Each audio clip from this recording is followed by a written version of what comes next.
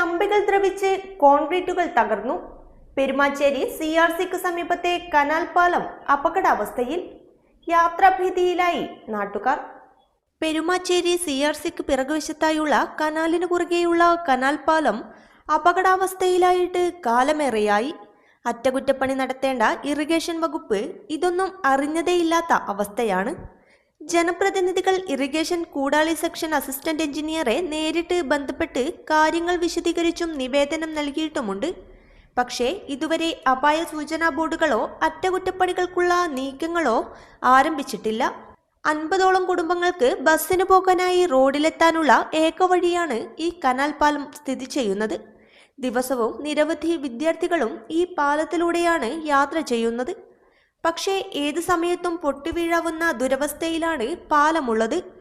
2 കൈവരികളുടെയും cement പാളികൾ തകർന്നു പോവുകയും അകത്തെ കമ്പി ദ്രവിച്ച് തുരുമ്പിച്ച അവസ്ഥയിലുമാണ്. പാലത്തിന്റെ കോൺക്രീറ്റും തകർന്ന് ദ്വാരങ്ങൾ രൂപപ്പെട്ടിട്ടുണ്ട്. കനത്ത മഴയിൽ പാലം കൂടുതൽ ദുർബലമാകാനും അത് തകരാനുള്ള സാധ്യതയും ഏറെയാണ്. 100ഓളം പേർ ദിവസവും ആശ്രയിക്കുന്ന ഈ പാലം ഇറിഗേഷൻ വകുപ്പ് വേണ്ടത്ര ഗൗരവത്തിൽ പരിഗണിച്ച് പാലത്തിന്റെ ദുരവസ്ഥ നീക്കുകയോ സാധ്യമെങ്കിൽ പുതിയ പാലം സ്ഥാപിക്കാനുള്ള നടപടികൾ കൈക്കൊള്ളുകയോ ചെയ്യണമെന്നാണ് പ്രദേശവാസികൾ അധികാരികളോട് ആവശ്യപ്പെടുന്നത്. News bureau, Perumachery.